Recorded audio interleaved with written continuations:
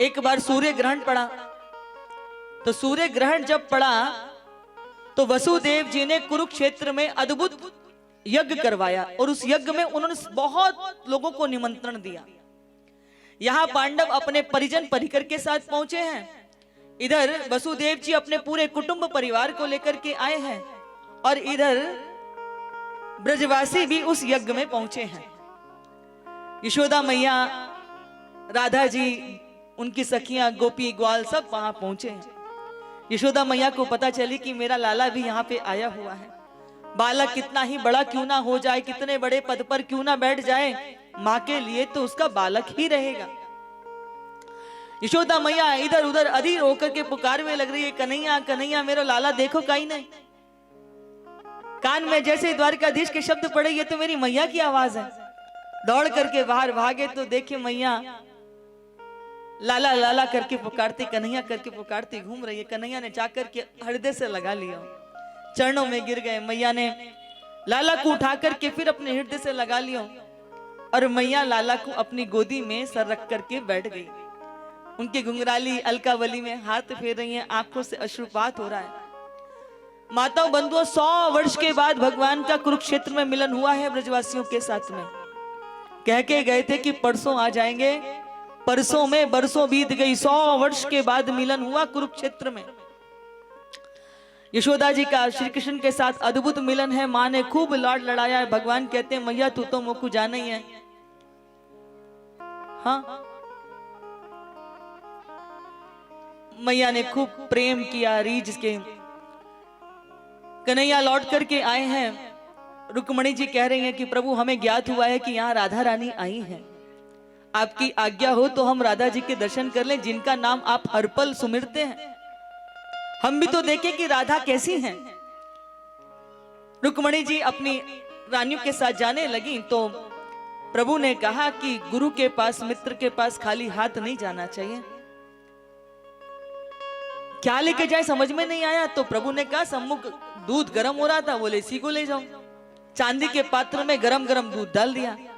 वैसे भी आपने यदि कभी ध्यान दिया हो तो चांदी का जो बर्तन होता है ना, उसमें कोई भी वस्तु थोड़ी भी गर्म डालो तो वो गर्म हो जाती है तेज। अब दूध लेकर के चल दी वो राधा रानी के पास दर्शन करने के लिए। राधा जी प्रति पल हर क्षण भगवान के नाम का सुमिरन करती हैं। अष्ट सखियों में गिरी हुई राधा जी के पास जब ये पहुंचे तो इन्होंने कोई भी श्रृंगार नहीं किया हुआ, नख से लेके शिख तक कोई श्रृंगार नहीं, पर भगवत भजन का इतना अद्भुत प्रभाव था, भगवत भजन का इतना बड़ा चमत्कार था कि ऐसा दैदीप्य तेज उनके मुखार बिंद से झर रहा हो जैसे। ये किसका चमत्कार है? बोले भक्ति का। इन्होंने जाकर के प्रणाम किया, राधा जी के चरणों में हमारा प्रणाम स्वीकार हो। ये था कि जो भी राधा जी होंगी वो खड़ी होकर हमारा प्रणाम स्वीकार कर लेंगी। बंधुओं, राधा जी जब खड़ी हुई तो ये सारी गोपियां देखती रह गईं, क्योंकि ये सारी रानियां तो इतने श्रृंगार और इतने आभूषण धारण किए हुए थी, पर किसी भी सखी ने, दासी ने, राधा जी ने कोई श्रृंगार नहीं किया था। रुक्मणी जो दूध लेके आई थी राधा जी को भेंट कर दिया। रुक्मणी जी के ने जैसे दूध दिया तो राधा जी बोली कि क्षमा कीजिएगा, आपकी ये वस्तु मैं स्वीकार नहीं कर पाऊंगी। जब से श्याम सुंदर ब्रज का त्याग करके गए, छोड़ के गए, तब से कभी दूध को अधरों पर नहीं स्पर्श किया। बोले ये तो द्वारकाधीश ने ही भेजा है। जैसे कहा कन्हैया ने ही भेजा है।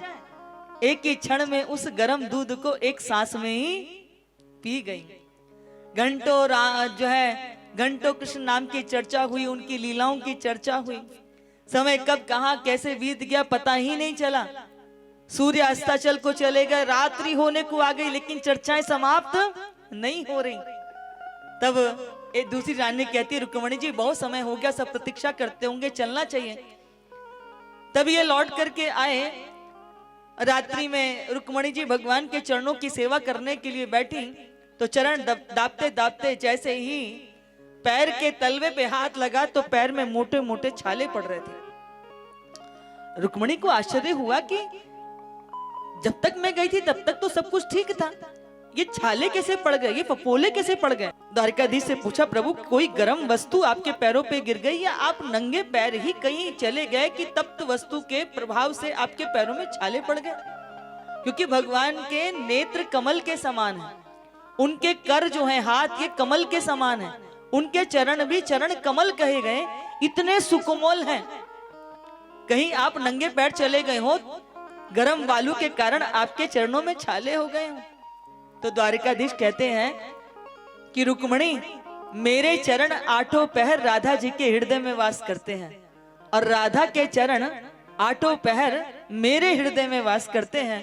तुमने जो राधा को गर्म दूध पिलाया ना, उसी के कारण मेरे पैरों में ये छाले पड़ गए, फफोले पड़ गए।